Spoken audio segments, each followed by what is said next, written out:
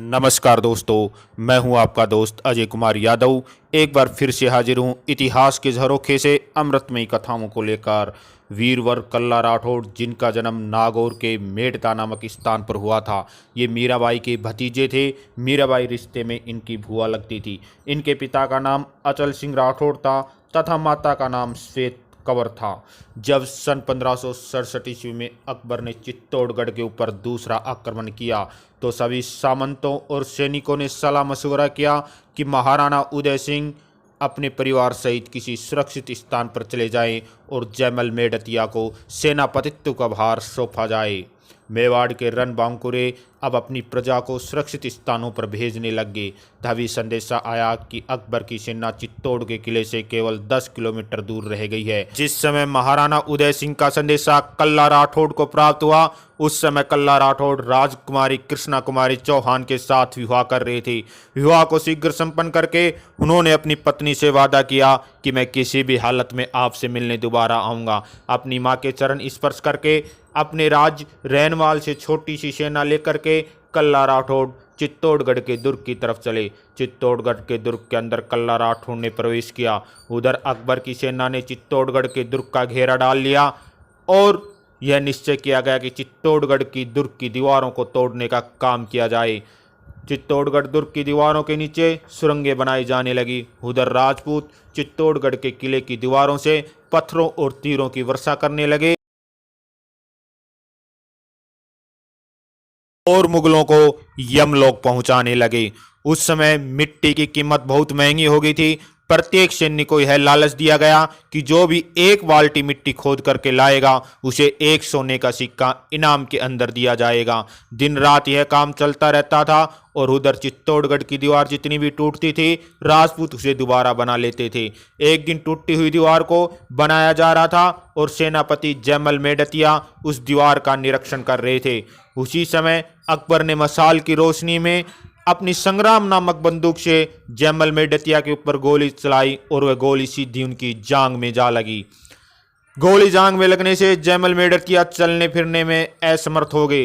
रात को ही एक आपातकालीन बैठक का आयोजन किया गया और यह निश्चय लिया गया कि कल राजपूत योद्धा केसरिया धारण करके मां भवानी और महादेव को याद करके दुश्मन के साथ अंतिम युद्ध करेंगे और राजपूती वालाएं जौहर का आह्वान करेंगी। जयमल मेड़तिया बिल्कुल अब चलने फिरने में असमर्थ हो गए थे।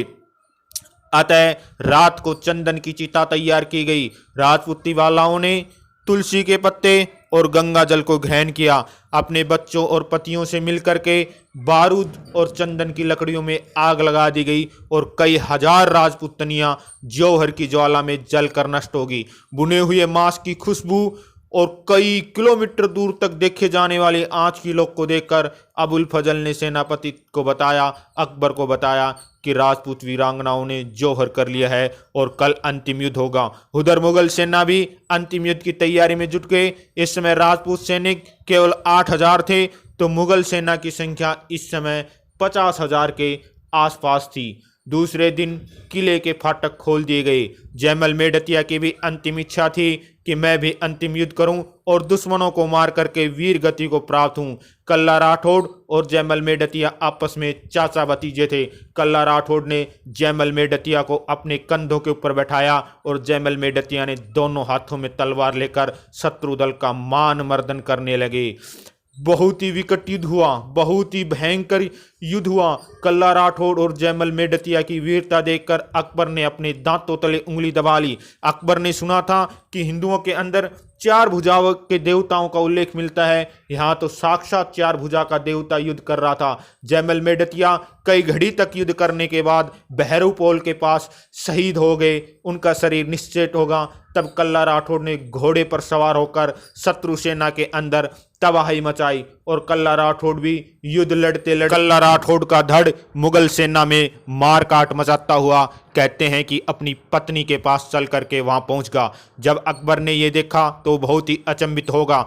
8,000 राजपूतों ने 40,000 मुगलों को खत्म कर दिया और उसके बाद अकबर ने चित्तौड़गढ़ के किले में कत्ले आम का हुक्म दिया जिसमें 30,000 नागरिक मारे गए। स्वयं अकबर भी जयमल मेड़तिया और कल्ला राठौड़ की वीरता से इतना प्रभावित हुआ कि आगरा के लाल किले के बाहर उन्होंने कल्ला राठौड़ और जयमल मेड़तिया की आदमकद प्रतिमा लगवाई। कल्ला राठौड़ को आज लोक देवता के रूप में राजस्थान में घर घर में पूजा जाता है। उन्हें शेषनाग का अवतार माना जाता है और सर्फ काटने पर भी उनकी पूजा की जाती है। प्रिय मित्रों, आज का वीडियो कैसा लगा कमेंट करें, वीडियो को लाइक करें, चैनल को सब्सक्राइब करें, अपने भाई को इसी तरीके से सपोर्ट करते रहें। जय हिंद, जय भारत।